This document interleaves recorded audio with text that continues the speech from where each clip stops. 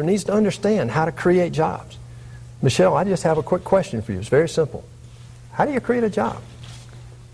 So, David, first of all, let me address ACA. And I have said, you completely misrepresented what I've said. You actually just made something up there. I have said that the law needs to be fixed, and I've given specific recommendations for fixing it, including adding a more affordable tier of insurance for families and individuals, repealing cuts that are threatening our rural hospitals, and also making sure that we're actually extending tax credits to small businesses. So I do not believe it is a perfect bill. I think it was has many faults, but I also think we want to go forward, not backwards. We do not want more of the same gridlock that you seem to want to embrace. You are a new face, but you perpetuate the same level of gridlock, and I don't think people want that in their next senator in Washington. Let me tell you, in terms of creating jobs, I have an 8-point job plan, and I can some of the ideas are similar to yours. I believe we need to reform the tax code, alleviate the regulatory burden, invest in infrastructure, pass immigration reform, which, despite your concerns, actually is supposed to create 1 million jobs. So those are just a few of the things that we need to do to create jobs. And I have, as I said, been talking about this throughout the entire campaign. Rebuttal and then question. Yes. Well, that's interesting. You really still haven't answered the question. But I did hear something in there for the first time. Are you saying that big government creates jobs? That's what Obamacare is. Obamacare created 16,000 new IRS agent jobs to administer Obamacare. I'm sorry, but that's not the way you create jobs. I believe in smaller government. There's no wonder why this president wants you in Washington. He needs a rubber stamp to make this government bigger. He's already added $7 trillion to our debt. He wants to add $6 trillion more. He's on track to more than double our debt, even though he said he would cut it in half. President Obama's policies are indeed on this ballot. And in Georgia, unfortunately, they go by the name of Michelle Nunn.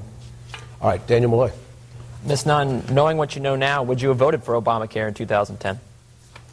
I have said many times that I wasn't there, and I do wish that there had been more bipartisanship, and I think it's emblematic of what's broken in Washington. We have people like David who think that compromise means coming to them and not actually working together to get something done. I've said many times that I believe that we should and must change the things that are not working. But again, I talk to people every day on the campaign trail who say that they have a pre-existing condition and they have access to health care for the very first time. And I believe that, again, we should not go backwards. I talk to parents who are covering their children up until age 26, and they say that they sleep better at night. So I know that we actually, should not be having this same conversation over the next 6 years. If you want, again, the kind of gridlock that we have had in Washington, David wants to pursue that path. And I will say, David, that you talked about government creating jobs. I know that government does not create jobs, the private sector create jobs, but there are rare instances. For instance, when you sit on the Port Authority and then create a business that directly benefits, there are some people that do seem to benefit from government in that instance, for instance. Well, I'm really glad you brought the port up, Michelle. I didn't think I'd have time to talk about that tonight. It's taken us 17 years to deepen that port about 5 feet. In the meantime, in the last 3 years, China has built one of their largest ports from nothing. I just believe that this Obama administration is getting in the way with the EPA and the court system that are shutting down jobs and keeping us from competing around the world. It's one of the reasons I got in this race. I believe we need to have somebody in the Senate to champion the rights of the people in Georgia who are hardworking and need jobs, not a rubber stamp for Barack Obama. It did take a long time to get the port, and I think that's, again, because people in Congress are not working together, but you can't prosecute your way to a port. You can't prosecute the other party and think that you're going to create a bipartisanship that will enable us to be champions for Georgia, and I think that's very clear, as evidenced by the 17 years that it has taken. Quickly, and then to Congress. Yeah, let me give you a good example. Nowhere have I said I wouldn't work with the Democrats. Let me give you an example of an idea that will work across party lines. We have the only repatriation tax in the world. We have $2.5 trillion stuck overseas. This is a nonpartisan issue. And yet this president in this Senate can't even talk about that because they're blocking over 300 bills passed in the House on the desk of Harry Reid. Again, that allows this president to run our country with executive order and regulatory mandate. The people of Georgia deserve better than that. That's why I'm going to Washington to work with anybody to forward the agenda that I've laid out to grow our economy and create jobs right here at home. Well, when you say you'll forward the agenda that you've laid out, you'll work with anybody, that is the very definition of not compromising. It is actually saying, when people agree with me, I will move forward, and when they don't, we will have paralysis and gridlock. You just look at, you've been spending time with Ted Cruz, who was the architect of the Washington shutdown. You've doubled down on the shutdown and said that you think that we should, that you thought it was a good political tactic. Do you want to continue to have government shutdowns if you're in the Senate? Real quick, sorry. What you've defined just now is leadership and what we're devoid of in Washington. I want to go to Washington and work every single day to work with Democrats, Republicans, Independents, Libertarians, anybody, to move this country forward. This gridlock is unacceptable. But right now, the sole person responsible for gridlock is Harry Reid. Until we break that by getting the Senate, nothing is going to happen. And by the way, let's talk about judicial appointments in the next 2 years if the Republicans don't get the Senate. Do you want someone whose own staff calls her too liberal for Georgia to be voting on the next Supreme Court justice? Okay. Candace. Ms. Swafford, I have a question for you. If the polling is correct, come Tuesday, you're likely to get just enough votes to perhaps push this contest in a runoff not to be settled in January.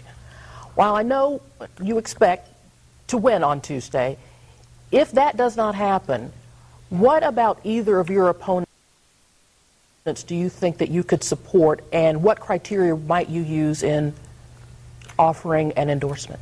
Sure. Well, we're certainly going to be looking till Tuesday and looking at the results there.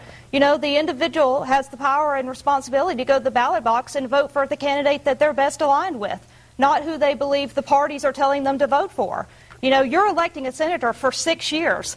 Our president only has 2 years left in his term. So that's something we certainly have to think about, is the senators are elected for a 6-year term.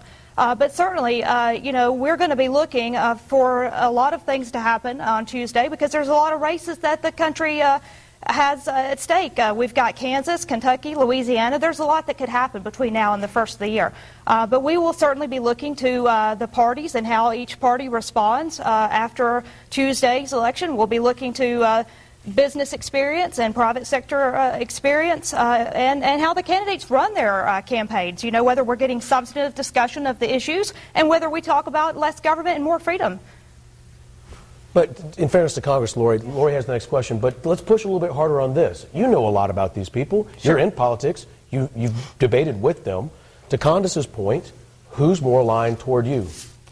Well, I think it's really going to depend when we're in the runoff. We're going to see possibly unprecedented amounts of money pushed into Georgia, and I'd like to see, you know, how that changes the electorate and how that changes the response of our candidates.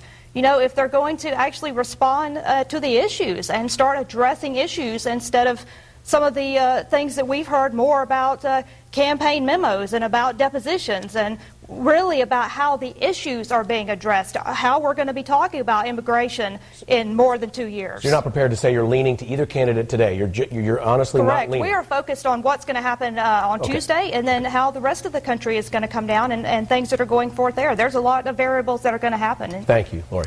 Mr. Perdue, at a forum, a Republican forum with your former opponents back in January, you talked about the internet sales tax and how you came from a different perspective because you were the only person with real retail experience in the race. Where do you stand on that issue now? Do you believe that the playing field should be leveled between brick and mortar stores and internet sales tax? Yes, I do. I think that we have to have a level playing field. But first, I think we have to reform our tax code. We have the highest corporate tax rate in the world. It creates an unlevel playing field for our manufacturers around the world. We have their only repatriation tax, which, as I said, trapped over $2 trillion offshore. It seems to me that we've got to reform our tax code, push back on our regulators, and unlock our energy resources in order to start creating real jobs here in Georgia. The people of Georgia want us to talk about that. They want us to find solutions to things like Obamacare that are killing jobs.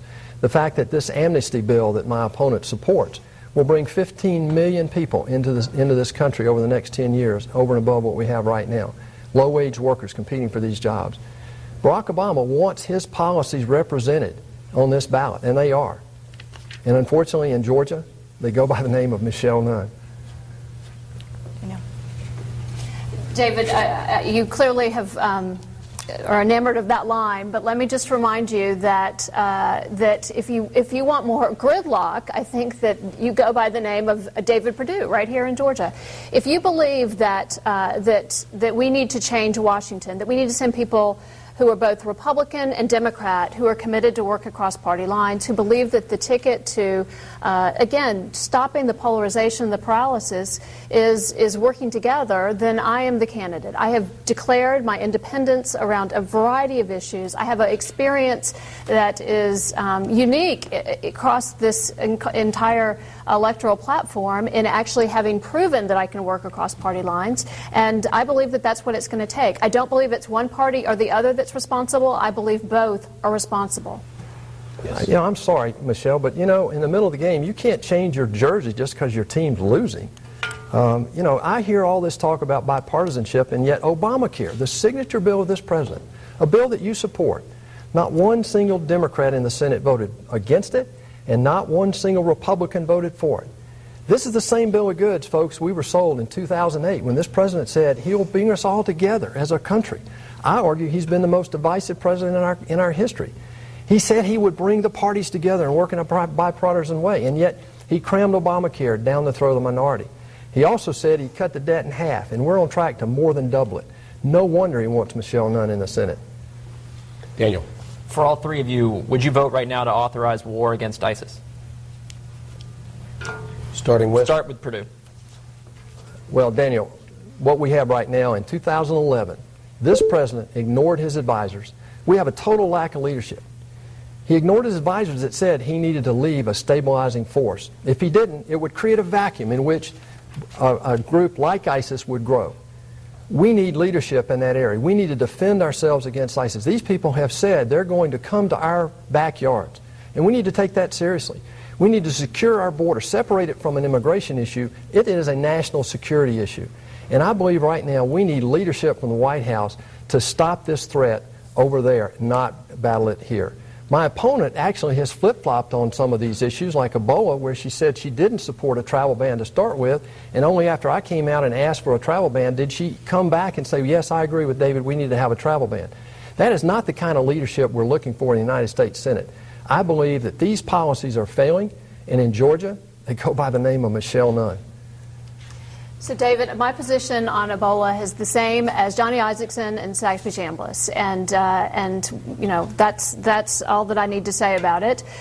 We need to be sure that we take the extraordinary and most important efforts there to combat Ebola, and we need to make sure that we're following our scientists as we do that. At the same time, as you want to talk about ISIS, I believe that we need to have a conversation and deliberation around long-term authorization in Congress. But right now, I am in favor of continuing the policy that we have right now around airstrikes and also around continuing to arm the moderate rebels. Compare that to David. He likes to talk about the president's failure of leadership. But David, a year ago, you were asked if you were for intervening in Syria and arming the moderate rebels, and I think that would have made a real difference in terms of ISIS and the threat. And you said no, something that John McCain said was a catastrophic position as it related to ISIS. Please answer that, and then Ms. Walker. Well, I just don't think it's adequate to say that you support. You have the same position as Johnny Isaacson and Saxby Chambliss. That's a total disregard for two men I respect. You have absolutely flip-flopped on this Ebola travel ban issue, and you deny that even in this. I believe right now we need strong leadership from the White House, not just with ISIS and Ebola. Softening the sanctions on Iran created tremendous risk for our country. Safety and security is something I hear from the people in Georgia, and we're not getting it from this president. He's so focused on his legacy of Obamacare and his amnesty bill that he's ignoring the very concerns of the people in Georgia. That's why I want to go to the Senate and fight for the people of Georgia and not be a rubber stamp for Barack Obama like Michelle Nunn will be. Yes, Ms. Nunn. Again, David, you failed to address your lack of leadership as it related to having the foresight of intervening in Syria a year ago. But let me just say, I have been very clear that I think that the cuts to our military are dangerous. They are jeopardizing our military readiness. We live in a perilous world at a perilous time, and it's incredibly important that we reverse the sequestration cuts that have happened as a failure of leadership between the President and Congress, and emblematic, again, of the dysfunction that you want to perpetuate. Time is running thin. Ms. Swafford.